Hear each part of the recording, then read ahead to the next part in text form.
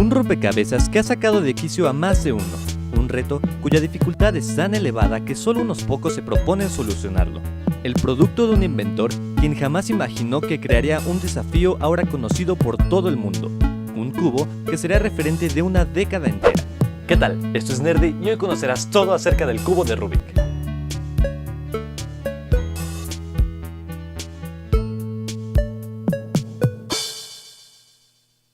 Desde su invención, el cubo de Rubik se hizo de gran fama al ser un objeto aparentemente sencillo, que en realidad escondía un reto a todo aquel a quien se le ocurriese alterar su patrón tan icónico de colores.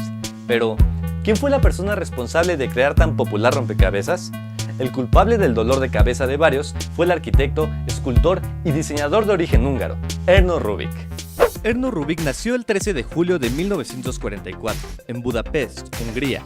Dio su salto a la fama en el año 1974, cuando apenas había dado comienzo su carrera de docente en la Escuela de Arte Comercial de Budapest, justo después de finalizar sus estudios de arquitectura. Diseñó un mecanismo que tenía fines educativos y didácticos, donde un artefacto compuesto de muchas piezas podía ser manipulado y desordenado, evitando cualquier tipo de desprendimiento.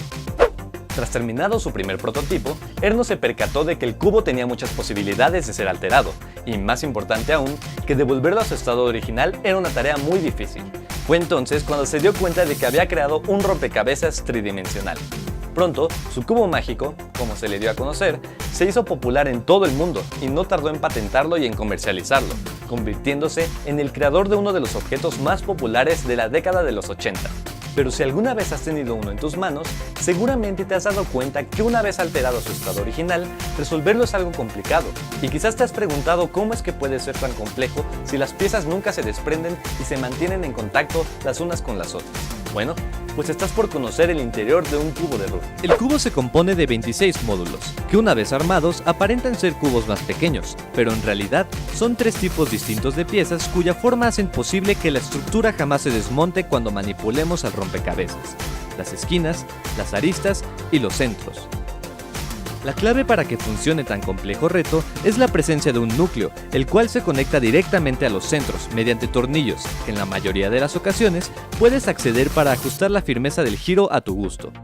Una vez montados los centros al diminuto núcleo, las demás piezas son ensambladas en su lugar y permitirán la total movilidad del cubo sin que se desprenda la estructura. Por esta razón, las piezas que no están conectadas al núcleo tienen tantas posibilidades de movimiento, mientras que los centros jamás se alejan de su posición original, solo giran sobre su propio eje. Parece sencillo explicado así, ¿no? Ahora parece que un cubo de Rubik no puede tener tantos estados distintos, ¿no es así? Bueno, en realidad, pese a que su funcionamiento no es nada del otro mundo, sus posibilidades son demasiadas. Los estudios que se han hecho en torno al cubo de Rubik son sorprendentes. ¿Sabes cuántos estados distintos tiene el cubo? Bueno, pues tiene 43 quintillones, 252 cuatrillones, 3 trillones, 274 billones, 489 millones, 856 mil estados distintos. La mejor manera de referirse a este número es 4.3 por 10 a la 19.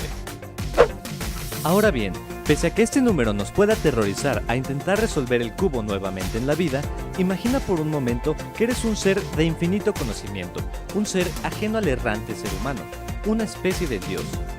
¿Listo? Ahora imagina que alguien te da el cubo de Rubik en la combinación más alejada a la solución posible y te pide que lo resuelvas en el menor número de movimientos.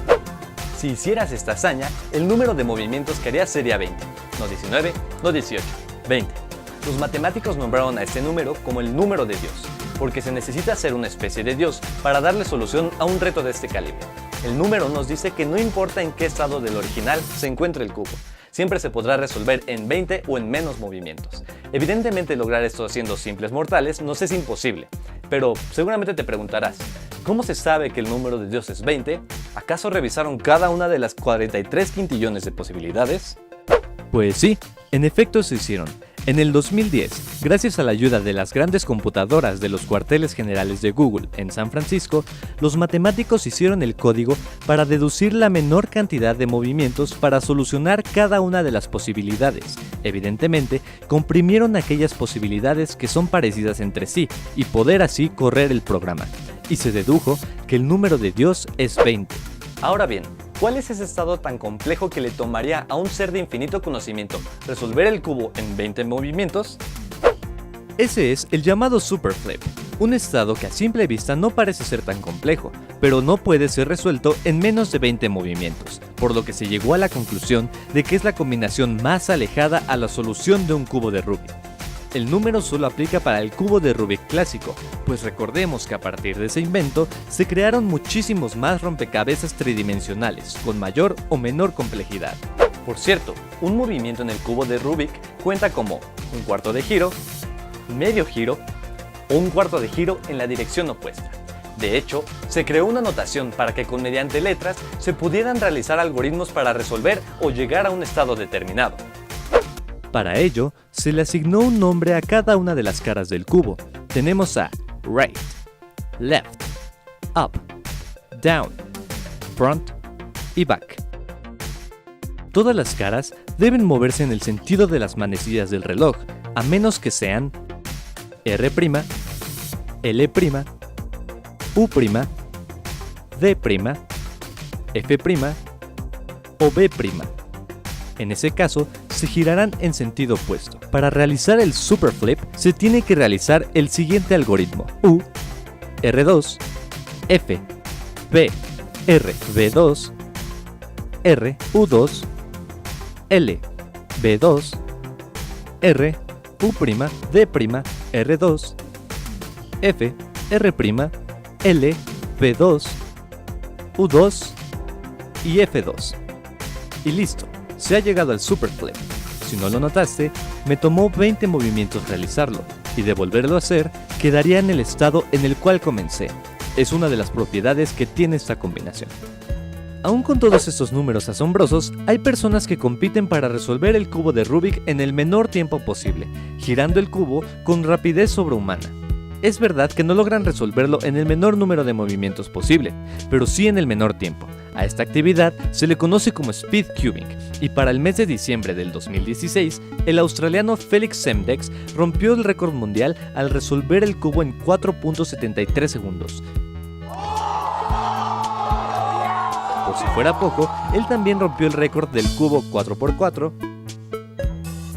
5x5, 6x6 e incluso el cubo clásico con una sola mano. Y sí, sé lo que seguramente estás pensando. ¿Y de qué me sirve armar un cubo de Rubik?